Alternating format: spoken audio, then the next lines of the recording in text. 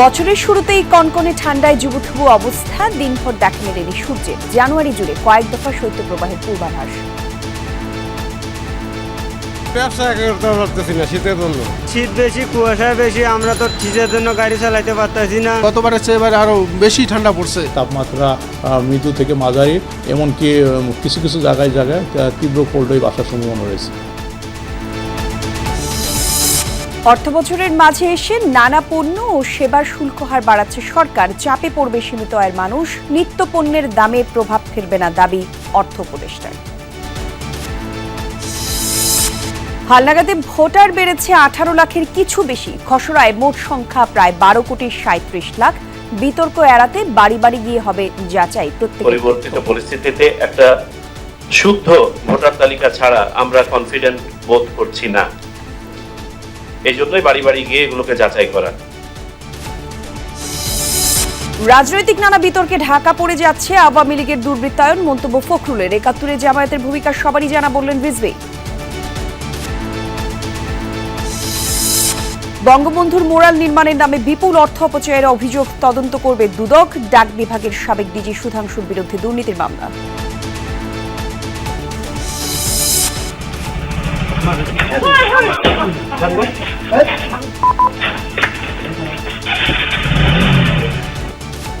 আধার নামলেই রাজধানীতে ছিনতাই আতঙ্ক। ঝরছে প্রাণ, খোয়া যাচ্ছে মূল্যবান জিনিস। পুলিশের অভিযোগ জানানোর প্রবণতা কম। কিছু বুঝার আগেই তারা যে প্রথমে চাপাতিতে মাথায় আমার বাড়ি দিল একটা। যা ছিল সব নিয়ে গেছে, তখন কমপ্লেন করছিলাম, কিছু হেল্প পাইনি। স্থানীয় যারা আছে, ভাড়াটিয়া বাড়িয়া যারা, সবাই মোটামুটি একটা আতঙ্কে ভয়ের মধ্যে থাকে।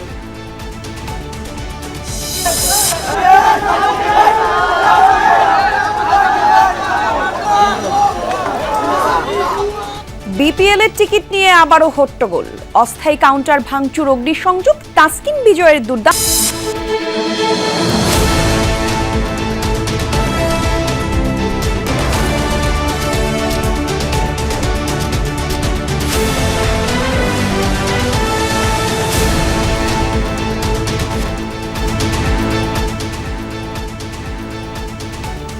আমন্ত্রণ সন্ধ্যার বাংলাদেশে। আপনাদের সঙ্গে আমি জান্নাতুল কুলি আছি। শিরোনাম দেখছিলেন এতক্ষণ। বছরের শুরুতেই দাপট দেখাচ্ছে শীত। রাজধানীতে একদিকে ঘন কুয়াশায় কমেছে দৃষ্টিসীমা, অন্যদিকে বইছে কনকনে ঠান্ডা হাওয়া। আবহাওয়া অফিস জানিয়েছে, কুয়াশায় বৃদ্ধি পাওয়ায় দেখা মেলেনি সূর্যের, ফলে কমেছে দিনের তাপমাত্রা। চলতি মাসে সারা দেশে কয়েক দফায় বইতে পারে শৈত্যপ্রবাহ। ভোগান্তি বাড়বে খেটে খাওয়া মানুষের। ক্যালেন্ডারের পাতা উল্টানোর সাথে সাথেই বদলে গেছে আবহাওয়ার চিত্র। হুট করেই বেড়েছে শীতের প্রকোপ। কনকনে ঠান্ডা বাতাসে কাঁপছে জনজীবন। সূর্যের তো দেখা নেই, উল্টো বেলা গড়ানোর সাথে সাথে বাড়ছে ঠান্ডার অনুভূতি। সারা দেশের তুলনায় রাজধানীতে শীতের তীব্রতা কিছুটা কম, তবে জীবনের চাকা তো থেমে থাকার নয়। হাড় কাঁপানো শীতের মধ্যে কাজে নেমেছেন নগরবাসী। ঠান্ডায় তো গা হিম হয়ে আসতেছে, কান টান সব ব্যথা করতেছে, এটাই বেশি ধুলাও আছে। বাচ্চাকে নিয়ে স্কুলের একটা ইস্যু আছে, সকাল সকাল বের হইতে হয়েছে। তবে ওভারঅল মোটামুটি একটু প্রবলেমই মনে হইতেছে। ব্যবসা করতে পারতেছি না শীতের জন্য, শরীরের কোনো এনার্জি নাই। কনকনে ঠান্ডায় সবচেয়ে ভোগান্তিতে খেটে খাওয়া মানুষ। তারা বলছেন, তিনবেলা খাবার জোগানোই যেখানে চ্যালেঞ্জ, সেখানে গরম কাপড় বিলাসিতা। শীত বেশি, কুয়াশা বেশি, আমরা তো শীতের জন্য গাড়ি চালাইতে পারতেছি না। বাতাসের কারণে মানুষ, গরিব লোক, রাস্তাঘাটে ছিল গরিব মানুষ থাকে, এরা খুব কষ্ট আছে। কম্বল টম্বল দেয় না, সাহায্য করে না, খুব আমরা কষ্টতে আছি। কাজ কাম নাই, শীতের দিনে মানুষ গাড়িতেও বেশি ওঠে না, খুব কষ্টে আছে, খুবই কষ্টের মধ্যে আছি। সরকার আমাদের তো কোনো নিচ্ছে না, ব্যবস্থা নিচ্ছে না। আবহাওয়া অফিসের পূর্বাভাস, তীব্র ঠান্ডা থাকবে আরও কয়েকদিন। জানুয়ারির মাঝামাঝি আরও বাড়বে শীতের প্রকোপ। নর্মাল থেকে যখন তাপমাত্রা হঠাৎ করে 4-5 ডিগ্রি কমে যায়, সেক্ষেত্রে তীব্র শীত অনুভূত হয়। শুধু এটা ঢাকায় না, পুরো দেশে একই অবস্থা, যেহেতু ঘন কুয়াশা রয়েছে। 6-7 তারিখের পরে প্রথমে মৃদু থেকে মাঝারি কোল্ড ওয়েভ আসবে, তারপরে স্পেলে আবার একটু তাপমাত্রা বাড়বে। সেকেন্ড উইক বা থার্ড উইকে যায় অনেক জায়গায় তাপমাত্রা মৃদু থেকে মাঝারি, এমনকি কিছু কিছু জায়গায় তীব্র কোল্ড ওয়েভ আসার সম্ভাবনা রয়েছে। আজ রাজধানীতে 13.6 ডিগ্রি সেলসিয়াস তাপমাত্রা। সারা দেশের মধ্যে চুয়াডাঙ্গায় সর্বনিম্ন তাপমাত্রা রেকর্ড হয়েছে 9.8 ডিগ্রি সেলসিয়াস। আখলাকুস সাফা, যমুনা নিউজ, ঢাকা। শীতে কাহিল সারা দেশের জনজীবন, বইছে হিমেল হাওয়া। অনেক জায়গায় দেখাই পাওয়া যায়নি সূর্যের। বেশি বিপাকে পড়েছেন হতদরিদ্রতা। সর্বনিম্ন তাপমাত্রা রেকর্ড করা হয়েছে চুয়াডাঙ্গায়। সামনে তাপমাত্রা আরও কমার পূর্বাভাস দিয়েছে আবহাওয়া অফিস। রংপুরের শীতের সকাল, এরপর দুপুর গড়িয়ে বিকেল। প্রকৃতির একই রূপ, দেখা নেই সূর্যের। কুয়াশার চাদরে ঢাকা চারপাশ, বেড়েছে শীতের দাপট। কনকনে ঠান্ডার সাথে বইছে হিমশীতল বাতাসও। তাতে কাহিল জীবনযাত্রা, কষ্ট বাড়ছে খেটে খাওয়া আর ছিন্নমূল মানুষের। হিরে বাতাস, এই বাতাসের চলাফেরা করা যাচ্ছে না। বাতাস লাগে ঠান্ডার কারণে, এই জন্য যাত্রী উঠতেছে না। গতবারের চেয়ে এবারে আরো বেশি ঠান্ডা পড়ছে। কুড়িগ্রাম, দিনাজপুর, লালমনিরহাট, পঞ্চগড় সহ আশপাশের জেলাগুলোতেও কমবেশি একই চিত্র। কুয়াশার কারণে ব্যাহত যানবাহন চলাচল, হেডলাইট জ্বালিয়ে চলছে গাড়ি। নদী তীরবর্তী দুর্গম চরাঞ্চলের মানুষের কষ্ট সবচেয়ে বেশি। প্রচন্ড ঠান্ডা এবং কনকনে শীত এবং মৃদু বাতাস বইতেছে এবং হাত পা কোকড়া লাগে। রোদ বা ওঠে না, গরিব মানুষ কামাই কাজ করে খাওয়া কষ্ট। পেটের জন্য খুব একটু কষ্ট করে চলতে আছি। বৃহস্পতিবার দেশের সর্বনিম্ন তাপমাত্রা 9.8 ডিগ্রি সেলসিয়াস রেকর্ড হয়েছে দক্ষিণ পশ্চিমাঞ্চলের জনপদ চুয়াডাঙ্গায়। আশপাশের জেলাতেও শীতের দাপট, সূর্যের দেখা মিললেও কাহিল জনজীবন। গরম কাপড় পরে রয়েছে, তারপরেও শীতের বাতাসের গতিতে তারপরেও শীত লাগছে। শীত খুব বেশি, রোদ জুটেছে, তাও গরম কাপড় পরেছি, তাও শীত থামছে না। আবহাওয়া অফিস বলছে সামনে তাপমাত্রা আরও কমতে পারে। চলতি মাসে সারা দেশে কয়েক দফায় বইতে পারে শৈত্যপ্রবাহ। আগামী 2 মাসের মধ্যে 8 থেকে 10টি মৃদু থেকে মাঝারি ধরনের শৈত্যপ্রবাহ বয়ে যাওয়ার সম্ভাবনা রয়েছে এবং 2 থেকে 3টি তীব্র ধরনের শৈত্যপ্রবাহ, যেটাকে আমরা 4 থেকে 6 ডিগ্রি সেলসিয়াস তাপমাত্রা বলি, এই ধরনের শৈত্যপ্রবাহ বয়ে যাওয়ার সম্ভাবনা আমাদের উত্তর পশ্চিম অঞ্চলে, বিশেষ করে মধ্য অঞ্চলে রয়েছে। শীতের কারণে বাড়ছে ঠান্ডাজনিত রোগবালাই, আক্রান্তদের বেশিরভাগই শিশু। ওবায়দুর রহমান, যমুনা নিউজ। রাজধানী এবং রাজধানীর বাইরের শীতের তথ্য আপনাদেরকে জানাবো। দর্শক, আমাদের সহকর্মীরা যোগ দিবেন। শুরুতেই যাচ্ছি ঢাকার শীতের তথ্য জানতে সহকর্মী আহমেদ রেজার কাছে। তিনি আছেন প্রগতি সরণি এলাকায়। রেজা, একটু জানাবেন, সারাদিনেই আজকে ঢাকায় সূর্যের দেখা মেলেনি, সন্ধ্যার পরে শীতের প্রকোপ কেমন বাড়লো একটু জানাবেন। বাইরে যারা বের হয়েছেন তারা কি বলছেন এই পরিস্থিতি নিয়ে? কলিয়ার খেলার দুটি বিষয় গতকালকে দেখেছি যে আমরা যে শীতের যে প্রকোপটি সেটি আসলে গতকালকে থেকেই বাড়া শুরু করেছে এবং শৈত্যপ্রবাহের যে প্রভাবটি সেটি আসলে জনগণের মধ্যে যেটি আজকে সকালবেলা থেকে কিন্তু সূর্যের দেখা পাওয়া যায়নি। সন্ধ্যার পরপরই সেই যে তাপমাত্রা কমার যে প্রবণতা সেটি আরো বেড়েছে এবং আবহাওয়া অফিস থেকেও কিন্তু জানানো হয়েছে যে আমরা আজকে দিনের যে তাপমাত্রা দেখেছি সেটি প্রায় 13 থেকে 14 ডিগ্রি সেলসিয়াস এবং বলা হচ্ছিল যে মূলত যে সন্ধ্যার পরে সেই যে তাপমাত্রা সেটি আরো কমতে পারে। ফলে সেটি নিয়ে সাধারণ মানুষ যারা রয়েছেন, বিশেষ করে বিভিন্ন প্রান্তে খেটে খাওয়া মানুষ, তাদের জন্য একটু উদ্বেগের বিষয় তো রয়েছে এবং পুরো বাংলাদেশ জুড়েই যে শৈত্যপ্রবাহের যে প্রভাব সেটি আগামী 2 সপ্তাহ যখন চলবে সেটিও কিন্তু আবহাওয়া অফিস থেকে জানানো হয়েছে। বিশেষ করে এই সপ্তাহে আরো 2 থেকে 3 দিন এই যে অবস্থা সেটি আছে এবং বিশেষ করে আগামী সপ্তাহে এর চেয়েও তাপমাত্রা কম আরো বাড়ার সংখ্যা রয়েছে বলেও আবহাওয়া অফিস থেকে জানানো হয়েছে। ফলে এই যে দুটি জায়গা শৈত্যপ্রবাহের যে প্রভাব সেটি আসলে জনমনে আরো দারুণভাবে পড়ছে এবং আমরা দেখতে পাচ্ছিলাম যে সন্ধ্যার পর থেকে এই যে সাধারণ মানুষের উপস্থিতি বাইরে সেটিও অনেকাংশে কমে গিয়েছে এবং ঢাকার বাইরে সেই পরিস্থিতি, বিশেষ করে চুয়াডাঙ্গায় আপনি জানেন যে আজকে সর্বনিম্ন তাপমাত্রা রেকর্ড করা হয়েছে। ঢাকা এবং ঢাকার বাইরে যে সেই যে প্রকোপ কিংবা তাপমাত্রা শীতের সেটি ক্রমান্বয়ে কিন্তু কমছে এবং সেটি নিয়ে কিন্তু আসলে জনমনে বা জনসাধারণের মধ্যে আলাদাভাবে একটি প্রভাব পড়ছে এবং সেটি সাধারণ মানুষ এখন চেষ্টা করছেন যে তারা আসলে কি করে এই শীতের সময়টুকু ঠিক সুস্থভাবে পার করতে পারবেন। ধন্যবাদ আপনাকে রেজা। দর্শক, আমার চুয়াডাঙ্গার সহকর্মী আমাদের সঙ্গে ইতিমধ্যে যোগ দিয়েছেন কিছুক্ষণ আগেই, জিসান আহমেদ আছেন। জিসান, আপনার কাছে জানতে চাই, চুয়াডাঙ্গায় দেশের সর্বনিম্ন তাপমাত্রা আজ রেকর্ড করা হয়েছে। রাতে ঠান্ডার অবস্থা কি এমন দেখছেন একটু আমাদের জানাবেন।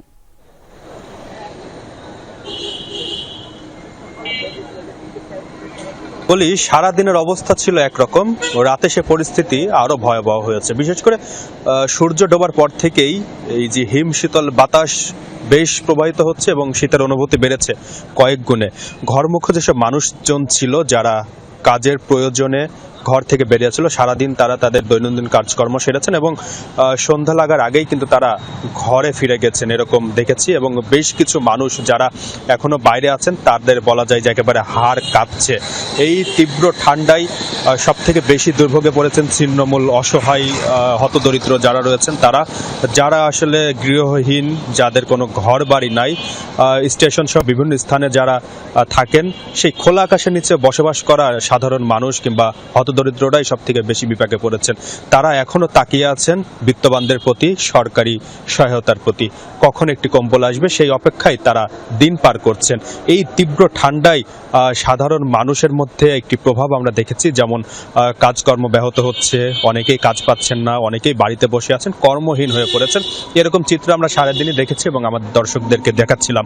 একই সাথে কিন্তু শীতজনিত রোগের প্রকোপ বাড়ছে। হঠাৎ করে এই ঠান্ডার কারণে কিন্তু শিশু এবং বৃদ্ধ যারা রয়েছে তাদের ভিড় বাড়ছে চুয়াডাঙ্গা সদর হাসপাতাল সহ বিভিন্ন স্বাস্থ্যকেন্দ্রে। এর মধ্যে কিন্তু শিশু এবং বৃদ্ধ বেশি, যারা নিউমোনিয়া, ডায়রিয়া সহ নানা ধরনের রোগ আক্রান্ত হয়েছে। আবহাওয়া অফিসের যে পূর্বাভাস আমরা যেটা জানাচ্ছিলাম বারবারই, যে তাপমাত্রা আরও কিছুটা কমতে পারে এবং এই পরিস্থিতি আগামী আরও কয়েকদিন বিরাজ করতে পারে, ফলে দুর্ভোগ কিন্তু আরও বাড়বে। কলি, ধন্যবাদ আপনাকে জিসান। অর্থবছর শেষ হতে এখনো বাকি 6 মাস। বছরের মাঝপথে এসে পণ্য এবং সেবাতে শুল্ক হার বাড়ানোর উদ্যোগ নিয়েছে সরকার। বিলাসবহুল ছাড়াও সাধারণ মানুষের পণ্যতেও বসছে ভ্যাট। মূল্যস্ফীতির এই সময় মরার উপর খাড়ার ঘা হয়ে সামনে আসছে এই সিদ্ধান্ত। উপদেষ্টা পরিষদের সভায় শুল্ক বৃদ্ধির সিদ্ধান্ত হয়েছে। 2-1 দিনের মধ্যে তা কার্যকর করবে এনবিআর। ভোক্তারা বলছেন, আয় না বাড়লেও ব্যয় বাড়ছে কেন? হঠাৎ করে নেওয়া এমন সিদ্ধান্ত দুর্ভোগ বয়ে আনবে বলে মনে করছেন এনবিআরের সাবেক chairman doctor Nasir Uddin.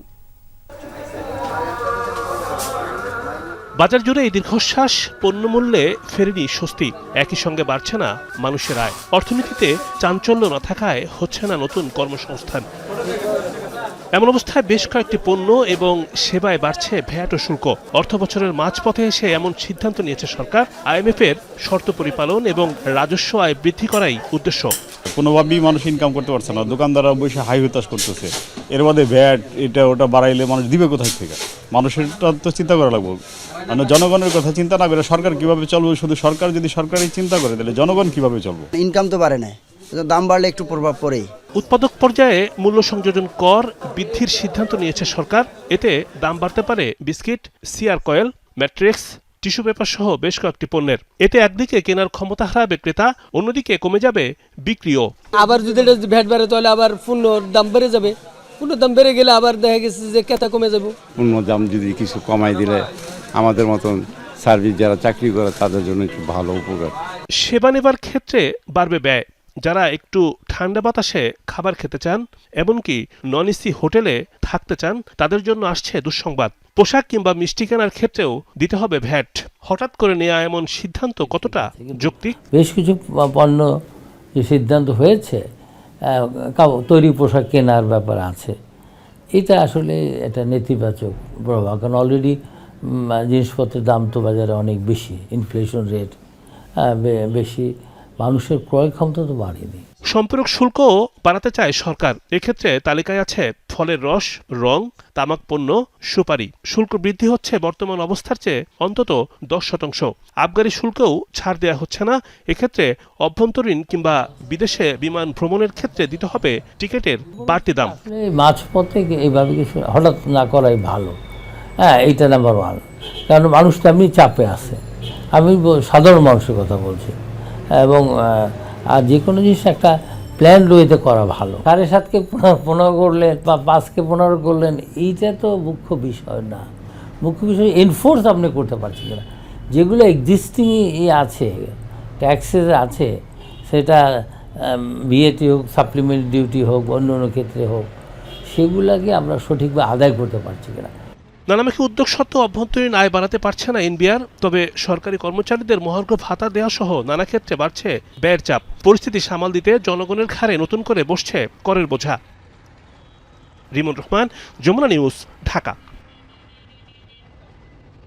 GPH quantum B600TR বাংলাদেশের উচ্চ শক্তি সম্পন্ন একমাত্র রড। 43 পণ্য ও সেবার কর বৃদ্ধির সিদ্ধান্তে জিনিসপত্রের দামে প্রভাব পড়বে না বলে দাবি করছেন অর্থ উপদেষ্টা সালেউদ্দিন আহমেদ। ক্রয় সংক্রান্ত উপদেষ্টা পরিষদের বৈঠক শেষে তিনি বলেন, যেসব ক্ষেত্রে কর বাড়ছে তা অতি প্রয়োজনীয় নয়, বরং প্রয়োজনীয় নিত্যপণ্যের কর পুরোপুরি কমিয়ে দিয়েছে সরকার। IMF এর প্রেসক্রিপশনে নয়, রাজস্ব ঘাটতি কমাতেই কর বৃদ্ধি বলে জানিয়েছেন অর্থ উপদেষ্টা। দীর্ঘদিন ধরে বাজারে জিনিসপত্রের দাম বাড়তি। এই অবস্থায় 43 পণ্য ও সেবার কর 15% বাড়ানোর সিদ্ধান্ত নিয়েছে উপদেষ্টা পরিষদ। এতে অতি প্রয়োজনীয় নিত্যপণ্যের দামে প্রভাব পড়বে না বলে দাবি অর্থ উপদেষ্টার। জিনিসপত্রের দামের উপরে তেমন প্রভাব পড়বে না, কারণ আমি বলি অত্যাবশ্যক জিনিসপত্র আমরা সব কিছু জিরো করে দিয়েছি। ইনফ্লেশনের মেইন আমাদের ওয়েটটা ইন্ডিকেটরসগুলো হলো চাল, ডাল, এইগুলো। আমরা যে সমস্ত জিনিসপত্রের দাম বাড়িয়েছি ওগুলোর ভেরি ইনসিগনিফিক্যান্ট পার্ট অফ আমাদের ইনফ্লেশনের বাজেটে। উপদেষ্টা বলেন, কর বৃদ্ধি নিয়ে বিতর্ক অহেতুক, সরকারের সিদ্ধান্ত যৌক্তিক। রেস্টুরেন্টের দাম বাড়িয়েছি 3 তারকার উপরে যে রেস্টুরেন্টগুলো, কেউ যদি আপনার একটা ফিক্সড এমন টাকা খেতে হবে, 10 টাকা যোগ হবে, আমার এটা কোনো মনোবেদনার কারণ হওয়া উচিত। যারা বিমানে চড়ে তারা 200 টাকা বেশি দিতে পারবে না বলে মনে হয় না। যার টার্নওভার 50 লাখ টাকার উপরে তারাই খালি এটার মধ্যে আসবে, আর অন্য কোনো ব্যবসাতে এটার মধ্যে আসছে না। নেপাল ধরেন, ভুটান, এত লো ট্যাক্স কোথাও নাই। কিছু পণ্যের করে বড় ছাড় ও রাজস্ব ঘাটতি মেটাতে নতুন করে কর বৃদ্ধির সিদ্ধান্ত হয়েছে বলে দাবি করেছেন অর্থ উপদেষ্টা। যে ছাড় দিয়েছে এগুলো ক্যালকুলেট করলে কয়েক হাজার কোটি টাকা ছাড় দেওয়া হয়েছে। আবার আমাদের রাজস্ব গ্যাপ এত বেশি, আমি তো আর বড় করে বা ডেফিসিট ফাইন্যান্সিং করে তো আমরা যেতে পারবো না। শিক্ষা, স্বাস্থ্য, অন্যান্য IT খাতে আমরা কোনো অ্যালোকেশন কমাবো না, বরং আমরা বৃদ্ধি করব। এর আগে ক্রয় সংক্রান্ত উপদেষ্টা কমিটির বৈঠকে 171.95 টাকা দরে 1 কোটি 10 লিটার সয়াবিন তেল এবং প্রতি কেজি 94.5 টাকা দরে 10,000 মেট্রিক টন মসুর ডাল কেনার সিদ্ধান্ত হয়েছে। আলমগীর স্বপন, যমুনা নিউজ, ঢাকা। দেশে এখন ভোটার সংখ্যা 12,83,512 জন। হালনাগাদ খসড়া তালিকায় উঠে এসেছে এসব তথ্য। সব মিলিয়ে ভোটার বেড়েছে 18,33,352 জন। খসড়া তালিকা নিয়ে কোনো আপত্তি থাকলে 17 জানুয়ারির মধ্যে আবেদন করতে হবে। বিতর্ক এড়াতে 20 জানুয়ারি থেকে শুরু হবে বাড়ি বাড়ি গিয়ে তথ্য যাচাই, জানিয়েছেন নির্বাচন কমিশনার আবুল ফজল মোহাম্মদ সানাউল্লাহ।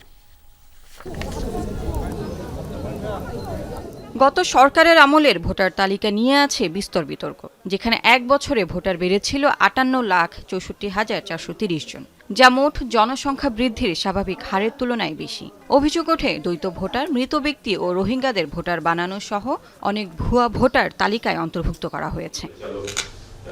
এবার সেই বিতর্ক এড়াতে প্রত্যেক ভোটারের তথ্য যাচাই বাছাই করা হবে বলে জানিয়েছেন নির্বাচন কমিশনার আবুল ফজল মোহাম্মদ সানাউল্লাহ। সকালে ইসি সচিবালয়ে খসড়া ভোটার তালিকা প্রকাশ করেন তিনি। জানান, তালিকায় নতুন করে যোগ হয়েছে 18 লাখের বেশি ভোটার। 12,36,83,512। খসড়ায় পুরুষ ভোটারের সংখ্যা 6,33,30,103 জন এবং নারী ভোটারের সংখ্যা 6,03,52,415 জন। এবারই প্রথম প্রবাসী ভোটার হিসেবে নিবন্ধন করা হয়েছে 13,151 জনকে। তালিকা নিয়ে কোনো আপত্তি থাকলে 17 জানুয়ারির মধ্যে আবেদন করার আহ্বান জানান নির্বাচন কমিশন। এই সকল দাবি নিষ্পত্তির শেষ তারিখ 30 জানুয়ারি 2025। এই যে নিষ্পত্তিকৃত দাবি সমূহের উপর গৃহীত সিদ্ধান্ত সন্নিবেশের শেষ তারিখ 9 ফেব্রুয়ারি 2025। পরিবর্তিত পরিস্থিতিতে একটা শুদ্ধ ভোটার তালিকা ছাড়া আমরা কনফিডেন্ট বোধ করছি না। এই জন্যই বাড়ি বাড়ি গিয়ে এগুলোকে যাচাই করা। সব আপত্তি নিষ্পত্তি করে আগামী 2 মার্চ চূড়ান্ত ভোটার তালিকা প্রকাশ করবে নির্বাচন কমিশন। তার আগে 20 জানুয়ারি থেকে শুরু হবে বাড়ি বাড়ি গিয়ে তথ্য যাচাই, যা শেষ হতে সময় লাগবে 30 জুন পর্যন্ত। 1 জানুয়ারি 2026-এ যাদের বয়স 18 হবে তাদেরও তালিকায় অন্তর্ভুক্ত করা হবে। যদি দেখি যে একটা উল্লেখযোগ্য সংখ্যক ভোটার বয়প্রাপ্ত হয়ে গেছেন ভোটের আগে, তাহলে প্রয়োজনে অর্ডিন্যান্স জারি করে তাদেরকে ভোটার তালিকায় সন্নিবেশ করা যায় কিনা, এই সম্ভাবনাটা আমরা যাচাই করে দেখব। ভোটার বয়স 17 বছরের বিষয়ে আলোচনা চলছে বিভিন্ন মাধ্যমে। বিষয়টিকে রাজনৈতিক ঐকমত্যের উপর ছেড়ে দেন এই নির্বাচন কমিশন। ভবিষ্যতে কোনো রাজনৈতিক মতৈক্য হয় এবং এই ধরনের কোনো সিদ্ধান্ত হয়, সংবিধানে কোনো পরিবর্তন আসে, আমরা সেই অনুযায়ী ব্যবস্থা নিব। লাভলি বিথি, যমুনা নিউজ, ঢাকা।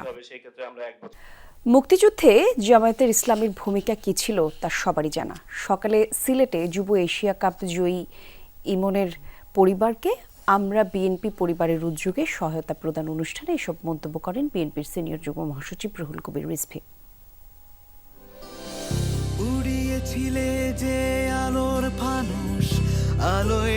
সাশ্রয়ী মূল্যে জ্বালানি আর শতভাগ বিদ্যুতায়ন নিয়ে নিজেদের সাফল্যের গল্প শুনিয়েছিল আওয়ামী লীগ সরকার। আলোক উৎসব হয় রাজধানী থেকে জেলা সদরে। সরকারি নোট খাতায় একের পর এক সংযুক্তি ঘটে ডজনে ডজন বিদ্যুৎ কেন্দ্রের। জানানো হয় জাতীয় গ্রেডে হাজারে হাজার মেগাওয়াট বিদ্যুৎ যুক্ত হওয়ার খবর, কিন্তু তবুও কমেনি বিদ্যুৎ নিয়ে হাহাকার। অভিযোগ ওঠে অনিয়ম, দুর্নীতির। শেখ হাসিনা সরকারের পতনের পর বিএনপি এই খাত নিয়ে তদন্তে নামে। সেই প্রতিবেদন প্রকাশেই আয়োজন করা হয় এই সংবাদ সম্মেলনের।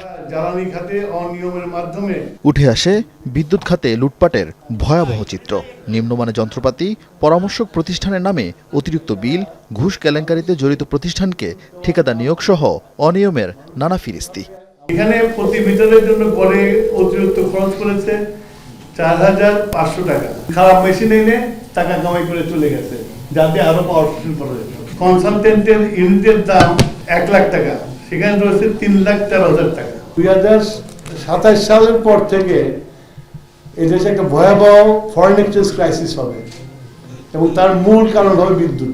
বলা হয় শেখ হাসিনার আমলে শুধু বিদ্যুৎ ক্যাপাসিটি ভাড়া বাবদ লুট হয়েছে 1 লাখ কোটি টাকা, আর রূপপুর প্রকল্প থেকে পাচার হয় $500 বিলিয়ন। এসব লুটপাটে জড়িত হিসাবে উঠে আসে সাবেক প্রতিমন্ত্রী নসরুল হামিদ বিপু এবং সামিট সহ 5 কোম্পানির নাম। ক্যাপাসিটি চার্জে লুটপাট হয়েছে প্রায় 1 লক্ষ কোটি টাকা। বিদ্যুৎ খাতটা তারা একটা ব্যবসার খাত বানিয়ে ফেলেছিল এবং তারা বুঝতে পেরেছিল এই খাত থেকে কুইক মানি বানানো যায়। চলমান রাজনৈতিক বিতর্কের কারণে বিভিন্ন খাতে আওয়ামী লীগের দুর্বৃত্তায়ন ঢাকা পড়ে যাচ্ছে বলে মন্তব্য করেন বিএনপি মহাসচিব মির্জা ফখরুল। রাজনৈতিক তর্ক বিতর্কে আপনার আওয়ামী লীগের যে দুর্বৃত্তায়ন, তাদের যে চুরি, তাদের যে আপনার লুটপাট, এটা কিন্তু আপনার নিচে পড়ে যাচ্ছে। পুরো বিষয়টি আমরা রিভিউ করব, যেটা প্রয়োজনীয় সে ব্যাপারে ব্যবস্থা নেব। মুখ থুবড়ে পড়ার শঙ্কায় থাকা বিদ্যুৎ খাত বাঁচাতে বিগত সরকারের দুর্নীতি তদন্ত ও বিশেষ ক্ষমতা আইন সংস্কার সহ 4 দফা দাবি জানায় বিএনপি। নতুন তালিকা উন্মুক্ত দরপত্র প্রক্রিয়া, দেশীয় গ্যাস অনুসন্ধান বাড়ানো। আরিফিন শাকিল, যমুনা নিউজ, ঢাকা। এদিকে সকালে সিলেটে যুব এশিয়া কাপ জয়ী ইমনের পরিবারকে আমরা বিএনপি পরিবারের উদ্যোগে সহায়তা প্রদান অনুষ্ঠানে এসব মন্তব্য করেন বিএনপির সিনিয়র যুগ্ম মহাসচিব রুহুল কবির রিজভী। আপনাদের 71-এর ভূমিকা কি ছিল? আপনারা কোন সেক্টর কমান্ডারের আন্ডারে যুদ্ধ করেছেন? বাংলাদেশে কেউ দেশপ্রেমিক নেই, শুধু একটি রাজনৈতিক দল দেশপ্রেমিক। এই ধরনের বিভ্রান্তির আপনারা তৈরি করলে মানুষ হাসবে। সারা দেশে বঙ্গবন্ধুর 10,000-এর বেশি মুরাল নির্মাণে খরচ হয়েছে প্রায় 4,000 কোটি টাকা। সরকারি বিপুল অর্থ অপচয়ের পেছনে কারা জড়িত তা অনুসন্ধানে নেমেছে দুদক। একই সাথে বঙ্গবন্ধুর কিল্লা নির্মাণ এবং উন্নয়নে অর্থ তছরূপ খতিয়ে দেখবে কমিশন। বৃহস্পতিবার সংবাদ সম্মেলনে এই তথ্য জানান দুদকের মহাপরিচালক আক্তার হোসেন। মুজিব বর্ষ পালন উপলক্ষে সারা দেশে 10,000-এর বেশি মুরাল ও ভাস্কর্য নির্মাণ করেছিল ক্ষমতাচ্যুত আওয়ামী লীগ সরকার। বিভিন্ন গণমাধ্যম বলছে খরচ হয়েছিল প্রায় 4,000 কোটি টাকা। বিপুল অর্থ অপচয়ের পেছনে কারা জড়িত বা কিভাবে ব্যয় করা হয়েছে তা খতিয়ে দেখতে অনুসন্ধানে নামছে দুদক। একইভাবে মুজিব কিল্লা নির্মাণ এবং উন্নয়নের নামে হাজার হাজার কোটি টাকা তছরুফের খোঁজ করবে সংস্থাটি। 1,000 কোটি টাকা ব্যয়ে নির্মাণের অভিযোগের প্রেক্ষিতে এই কমিশন কর্তৃক এই বিষয়ে অনুসন্ধানের সিদ্ধান্ত গৃহীত হয়েছে। দেশ জুড়ে মুজিব কিল্লা নির্মাণ সংস্কার উন্নয়ন প্রকল্প পরিচালক, সংশ্লিষ্ট ঠিকাদার অন্যান্যের বিরুদ্ধে হাজার হাজার কোটি টাকা তছরুপ, অতিরিক্ত বিল দেয়া সহ বিভিন্ন অনিয়মের বিষয়ে অনুসন্ধানের সিদ্ধান্ত গৃহীত হয়েছে। এদিন বেশ কয়েকটি মামলাও করেছে দুদক। অবৈধ সম্পদ অর্জনের অভিযোগে BFIU এর সাবেক প্রধান মাসুদ বিশ্বাস ও তার স্ত্রীর বিরুদ্ধে 2 কোটি টাকার অবৈধ সম্পদ অর্জনের অভিযোগ আনা হয়েছে। চুয়াডাঙ্গা 1 আসনের সাবেক এমপি সুলাইমান হক জোয়ারদার ও তার স্ত্রীর বিরুদ্ধেও 11 কোটি টাকার অবৈধ সম্পদের প্রমাণ মিলেছে। অভিযোগ সংশ্লিষ্ট আক্তারি জোয়ারদার এবং অবৈধ সম্পদ অর্জনে সহায়তার জন্য তার স্বামী জনাব সুলাইমান হক জোয়ারদারের বিরুদ্ধে আরও একটি মামলা রুজুর সিদ্ধান্ত গৃহীত হয়েছে। সরকারি প্রকল্পের টাকা লোপাটের মামলায় উঠেছে সাবেক ডাক বিভাগের মহাপরিচালক সুধাংশু শেখর ভদ্রের নামও। তার বিরুদ্ধে প্রায় 92 কোটি টাকা আত্মসাতের অভিযোগ এনেছে দুদক। সুধাংশু শেখর ভদ্র সাবেক প্রকল্প পরিচালক আর নতুনভাবে ব্যাংকে 134 কোটি টাকার অস্বাভাবিক লেনদেনের অভিযোগে সাংবাদিক মুন্নি সাহা এবং তার স্বামী কবির হোসেন তাপসের বিরুদ্ধে অনুসন্ধানের সিদ্ধান্ত নিয়েছে দুদক। মুন্নি সাহা, সাংবাদিক ও তার স্বামী কবির হোসেন তাপস। রাবি সিদ্দিকী, যমুনা নিউজ, ঢাকা। রাজধানী সহ সারা দেশের নতুন আতঙ্কের নাম ছিনতাই। সূর্য ডুবলেই বেরিয়ে আসছে ছিনতাইকারীদের ভয়ঙ্কর রূপ। বিশেষভাবে গভীর রাত এবং ভোরে বেশি বেপরোয়া এসব চক্র। একের পর এক মানুষের মূল্যবান জিনিস যেমন ছিনতাই হচ্ছে, ঠিক তেমনি ছিনতাইকারীদের চাপাতির কোপে ঝরছে প্রাণ। অনুসন্ধান বলছে নতুন এসব ছিনতাই চক্রে যুক্ত হয়েছে কিশোর গ্যাং। ছিনতাই নিয়ে সহকর্মী আশিক মাহমুদের ধারাবাহিকের 3 পর্বের প্রথমটি থাকছে আজ। ছবি তুলেছেন নির্মল চন্দ। 17 ডিসেম্বর ভোর 4:35। রাজধানীর কলাবাগান লেক সার্কাস এলাকার সিসি ক্যামেরার ফুটেজ। গ্রামের বাড়ি থেকে ফিরে বাসার গেটের সামনে রিকশা থেকে নামতেই ছিনতাইকারীর কবলে নারীসহ 2 জন। মোটরসাইকেলে হেলমেট পরা 2 যুবক এসেই চাপাতি দিয়ে ওই নারীর কাঁধের ব্যাগ কোপ দিয়ে ছিনিয়ে নেয়। পাশের ব্যক্তি জিনিসপত্র দিতে রাজি না হওয়ায় তাকেও এলোপাতাড়ি কুপিয়ে সবকিছুই ছিনিয়ে নেয় তারা। এই চিত্র রাজধানীর মোহাম্মদপুরের রায়ের বাজারের নির্জন সড়কে মাথায় হেলমেট পরা 3 যুবক বাইক নিয়ে এসে একটি রিকশার গতিরোধ করে। সবার হাতেই বড় বড় চাপাতি ঠেকিয়ে রিকশা আরোহীর কাছে থাকা সবকিছু নিয়ে চম্পট দেয় ছিনতাইকারীরা। যাবার সময় পেছনের আরেকটি রিকশা থেকেও মূল্যবান জিনিসপত্র ছিনিয়ে নেয় তারা। ঢাকা বিশ্ববিদ্যালয়ের শিক্ষার্থী রবি গত 21 ডিসেম্বর সন্ধ্যার কিছু পর শ্যামলী থেকে ফিরছিলেন। গণভবন পার হয়ে আসাদ গেটের কাছেই ছিনতাইকারীদের কবলে পড়েন তিনি। ছিনতাইকারীরা চাপাতি দিয়ে এলোপাতাড়ি কোপায় রবিকে। কিছু বুঝার আগেই তারা যে প্রথমে চাপাতি দিয়ে মাথায় আমার বাড়ি দিল একটা। তো বাড়ি দেওয়ার পর আমার চশমা পড়ে গেছে, আমি ওর রাস্তায় পড়ে গেলাম। পড়ে যাওয়ার পর আমি দেখলাম যে দূর থেকে একজন দৌড়ে আসছে। তো আমিও একটু করে উঠে দাঁড়ালাম। আর উঠে দাঁড়ানোর পর দূর থেকে যে দৌড়ে আসছে সে আসলে ওদেরই দলের আরেকজন। প্রকাশ্যে প্রধান সড়কের পাশেই ছিনতাইয়ের ঘটনা সবাই দেখলেও সহায়তা করতে এগিয়ে আসেনি কেউ। ভয়ের চেয়ে খুব হতাশাজনক লাগছে আমার কাছে যে হচ্ছেটা কি, কেউ একটু তাকাচ্ছেও না। রাজধানীতে একের পর এক ছিনতাইয়ের ঘটনায় উদ্বিগ্ন তার সহপাঠীরাও। হঠাৎ করে মাথায় লাগে বা অন্য কোনো জায়গায় লাগে তাও তো মৃত্যু হতে পারত। একটা দেশের সরকার বা একটা দেশের আইনশৃঙ্খলা পরিস্থিতির কাছে একজন সাধারণ নাগরিক হিসেবে আমার নিরাপত্তাটা তাদেরকে এনশিওর করাটা তাদের প্রথম দায়িত্ব। ছিনতাইকারীর আঘাতে শুধু আহতই হচ্ছে না, মাঝে মধ্যে প্রাণও যাচ্ছে। এই যেমন গত 18 ডিসেম্বর রাত 9:45 রাজধানীর মেয়র হানিফ উড়াল সড়ক দিয়ে হেঁটে যাচ্ছিলেন হাফেজ কামরুল হাসান। এ সময় ছিনতাইকারীদের কবলে পড়েন তিনি। ছিনতাইকারীরা তার পেটে ছুরিকাঘাত করে মোবাইল সহ সবকিছু ছিনিয়ে নেয়। পরে ঢাকা মেডিকেলে চিকিৎসাধীন অবস্থায় মারা যান। ছেলেকে আমি মুমূর্ষু অবস্থা পেয়েছি, তা এর মধ্যে 5-7 মিনিট পরে ছেলেটা দুনিয়া থেকে বিদায় নিয়েছে। তার মা এশারের পরে তারা খাওয়াই দিয়েছে, আধা ঘন্টার মধ্যে তার মা তার মৃত্যু সংবাদ শুনবে। এটা অনেক কষ্টদায়ক। ঢাকা মহানগর পুলিশের হিসাব বলছে গত সেপ্টেম্বরে রাজধানীতে ছিনতাইয়ের ঘটনায় মামলা হয়েছে 14টি, অক্টোবরে 20টি, নভেম্বরে 27টি, ডিসেম্বরে 37টি। তবে পুলিশের এই মামলার সংখ্যা দেখে ছিনতাইয়ের আসল চিত্র বোঝা সম্ভব না, কারণ ছিনতাইয়ের শিকার বেশিরভাগ মানুষ মামলা করেন না। সবার অভিযোগ ছিনতাইয়ের শিকার হলে পুলিশের কাছ থেকে কোনো ধরনের সহায়তা পাওয়া যায় না। আমরা যারা আছি ব্যবসা করি বা স্থানীয় যারা আছে ভাড়াটিয়া বাড়িয়া যারা সবাই মোটামুটি একটা আতঙ্কে ভয়ের মধ্যে থাকে। রাজধানীতে ছিনতাইয়ের কিছু হটস্পটের সন্ধান পাওয়া গেছে, এদের মধ্যে মোহাম্মদপুর অন্যতম। এছাড়াও যাত্রাবাড়ি, হাতিরঝিল, খিলগাঁও, শাহজাহানপুর, মেয়র হানিফ ফ্লাইওভার এবং 300 ফিট সড়কে গভীর রাত থেকে ভোর পর্যন্ত ছিনতাই হয়। ঢাকা মহানগর এলাকায় ছিনতাই প্রতিরোধে ঢাকা মহানগর মেট্রোপলিটন পুলিশের পক্ষ থেকে ইতিমধ্যে নানা ধরনের উদ্যোগ গ্রহণ করা হয়েছে। তার মধ্যে প্রথমত আমাদের যে পেট্রোল কার্যক্রম সেটা বাড়ানো হয়েছে, বিশেষ করে ভোরবেলায় যেসব ঘটনা ঘটে সেগুলো প্রতিরোধ করার জন্য। ছিনতাইকারীদের এমন দৌরাত্ম্য থেকে মুক্তি চাই সাধারণ মানুষ। আশিক মাহমুদ, যমুনা নিউজ, ঢাকা। এদিকে বরগুনার পাথরঘাটায় যুবদল নেতা নাসির হাওলাদার হত্যার ঘটনায় এলাকা থমথমে। এজেহার নামীয় এক আসামিকে গ্রেফতার করেছে পুলিশ। হত্যাকাণ্ডে জড়িতরা শিবিরের রাজনীতির সাথে জড়িত বলে অভিযোগ ছাত্রদল যুবদলের, যদিও বিষয়টি অস্বীকার করেছেন জেলা জামায়াতের সহকারী সেক্রেটারি।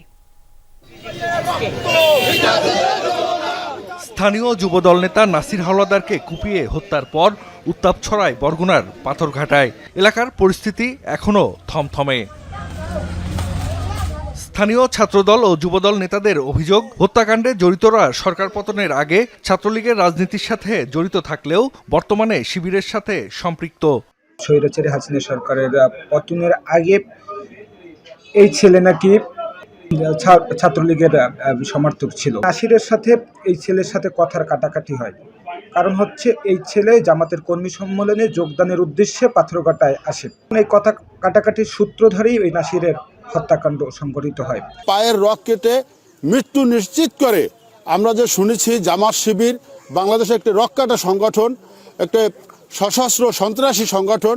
কালকে বরগুনার মানুষ আমরা দেখেছি যে জামাত শিবির, এই ছাত্র শিবিরের কর্মীরা কি করতে পারে।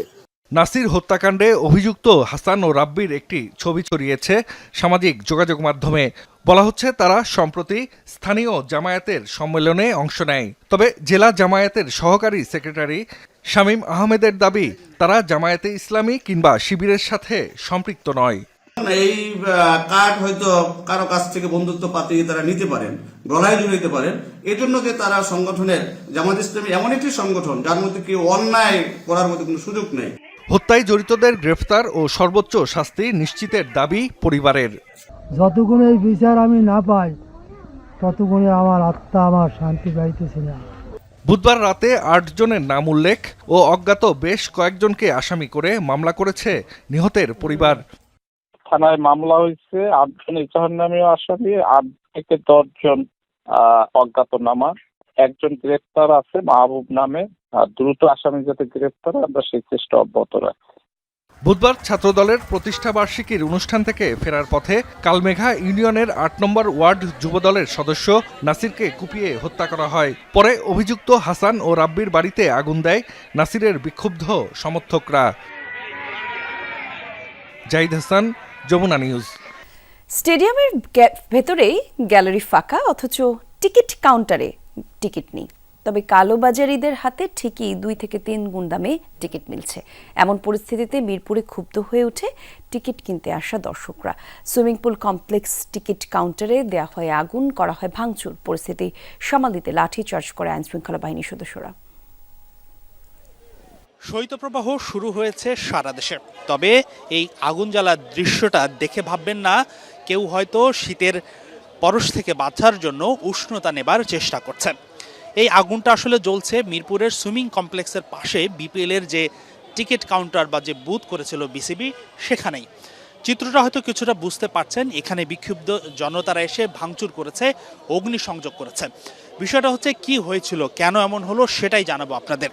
স্বভাবতই আজকে ঢাকার খেলা হলে একটু টিকিটের চাহিদা বেশি থাকে এবং বরিশাল রংপুর বিগ ম্যাচ আছে, সে কারণেই কিন্তু আগ্রহ বেশি আজকে দর্শকদের। টিকিট প্রত্যাশী দর্শকরা সকাল থেকে যখন কাউন্টারে এসেছে, কাউন্টারে আসার পর সাধারণ গ্যালারি যেই টিকিটগুলো ছিল 200 টাকা, 300 টাকা, 350 টাকা দামের, সেই টিকিটগুলো কাউন্টারে অ্যাভেলেবেল ছিল না। 2000 টাকার টিকিটগুলো কাউন্টারে অ্যাভেলেবেল ছিল বা একটু এক্সপেন্সিভ যে টিকিটগুলো। কিন্তু সাধারণ মানুষের ক্ষোভটা তখনই ওঠে যখন এই গ্যালারির টিকিটগুলো ব্ল্যাক দের কাছ থেকে পাওয়া যাচ্ছিল এবং 200 টাকার দামের টিকিটগুলো 600 থেকে 800 এমন রেঞ্জে বিক্রি হচ্ছিল।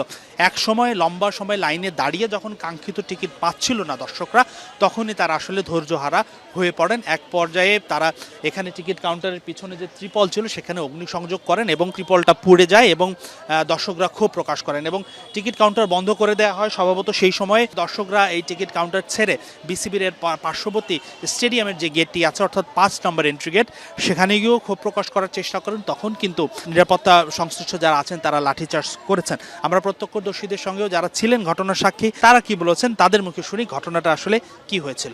পরিবর্তন কোথায়? সারা দেশে জায়গায় জায়গায় পরিবর্তন দেখলে বিসিবিতে তো কোনো পরিবর্তন নাই। আচ্ছা, সিন্ডিকেটটা ভাঙবে কি? তখন এরা টিকিট দিল না, তখন আমরা এখানে যারা ছিলাম সবাই আমরা একটা ক্ষোভের একর যায়, ওই শুধু কাপড়ে আগুন ধরা হয়েছিল। একটু 12টা বেজে গেছে, টিকিট দেয় নাই তারা, তারপর মানুষ ক্ষেপ্ত হয়ে তারপরে আগুন ধরে দেয়। আমরা 5 নাম্বার গেটে যাই, প্রতিবাদ জানাই, পরে তারা আমাকে মারছে। আসলেই কি বিসিবিতে কোনো পরিবর্তন এসেছে এমন প্রশ্ন করছেন সাধারণ দর্শকরা। হাসানুর রহমান, যমুনা স্পোর্টস, মিরপুর, ঢাকা।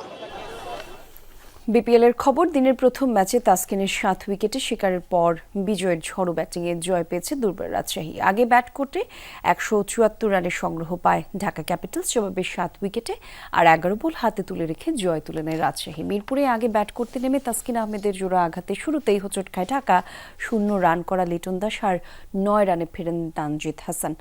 আর হাসান মুরাদের বলে কাটা পড়েন 46 রান করা স্টিফেন। 21 রান করে আউট হন অধিনায়ক থিসারা পেরেরা। এরপরেই শুরু হয় তাসকিনের বোলিং তাণ্ডব। সাজ করে ফেরান ঢাকার আরও 5 ব্যাটারকে। শেষ দিকে শাহাদাত হোসেনের অর্ধশতকে ভর করে 174 রানের থামে ঢাকা। জবাবে 12 রানেই মোস্তাফিজের বলে কাটা পড়েন মোহাম্মদ হারিজ আর জিসান আলম ফেরেন 0 রানে। যদিও শতার্ধ রানের জুটিতে দলকে জয় এনে দেন এনামুল বিজয় এবং রায়ান বার্ল।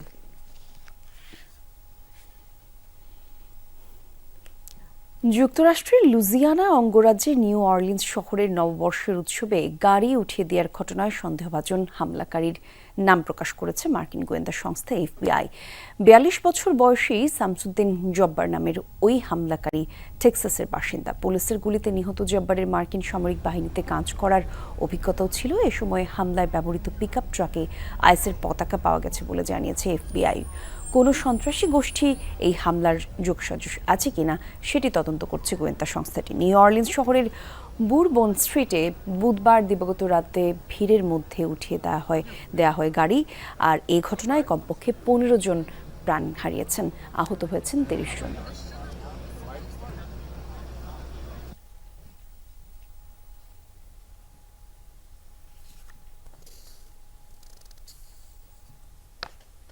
আর এই ছিল সন্ধ্যার বাংলাদেশের আয়োজন। এতক্ষণ সঙ্গে থাকার জন্য ধন্যবাদ সবাইকে।